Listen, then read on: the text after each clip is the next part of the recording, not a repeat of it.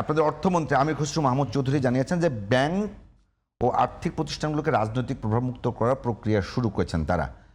উনি পেশাদায়িত্ব নিশ্চিত করতে রাজনৈতিক বিবেচনায় নিয়োগ বন্ধের ঘোষণা দিয়েছেন। আমার প্রশ্ন হলো, ব্যাংকিং সেক্টরের একেবারে রেগুলেটরির একেবারে সর্বোচ্চ উপরে বাংলাদেশ ব্যাংকের গভর্নর যখন বিএনপি নির্বাচন পরিচালনা কমিটির সদস্য হয়, আরও কি রাজনৈতিক মানে দলীয়করণ করার দরকার আছে কোথাও? কেন? আপনি যদি এখন ধরেন আপনি হয়তো একটা আদর্শতে বিশ্বাস করেন, আপনাকে যদি বিএনপি তার নির্বাচন পরিচালনা কমিটিতে রাখে, তাহলে অর্থ আপনি কি বিএনপি হয়ে গেছেন বা বিএনপির নেতা হয়ে গেছেন? এখানে তো কন্ট্রিবিউশন করা। তাহলে উনি যে রাজনৈতিক প্রভাবমুক্ত বললেন এবং দলীয়করণ রাজনৈতিক বিবেচনায় নিয়োগ, না ওই লোক একটা আইডিওলজি বিশ্বাস করে বলে সে রাজনীতি করে, এটা আপনি ধরে নেবেন।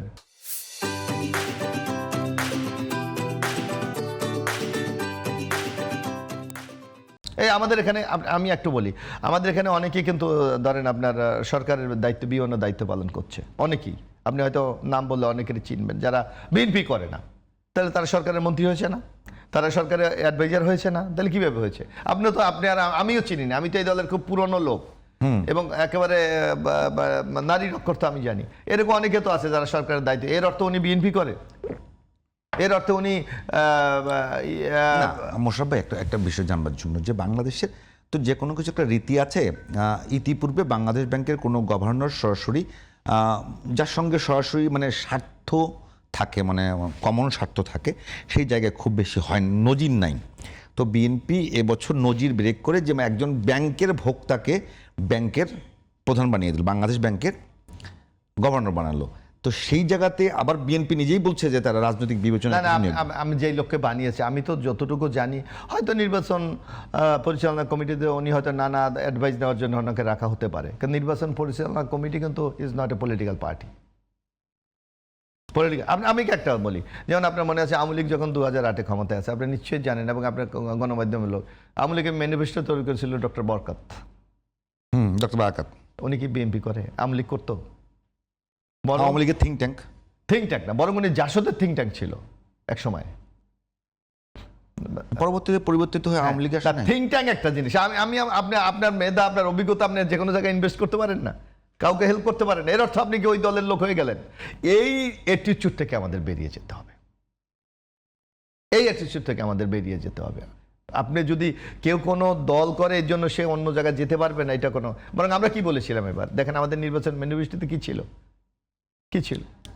যে আমরা সবাই একটা রেইনবো নেশন করবো। রেইনবো নেশন কি আপনি একটা দল দিয়ে করতে পারবেন?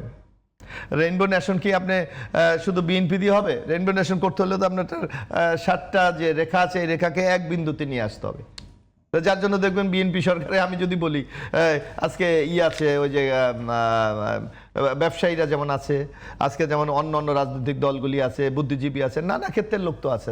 আপনি এটাকে তো আমি মনে করি যে আপনাকে কনগ্রাচুলেট করা উচিত যে না, বিএনপি নিজস্ব একটা রাজনৈতিক মোড়কের বাইরে গিয়ে একটা সার্বজনীন সরকার ব্যবস্থা কায়েম করতে চলেছে। আমি মনে করি it is the very new culture in Bangladesh politics. আপনারা নির্বাচনের আগে অনেকবারই এই ঘোষণা এসছে, ইভেন বর্তমান প্রধানমন্ত্রী যিনি আসেন তারেক রহমান, তিনিও বলেছেন যে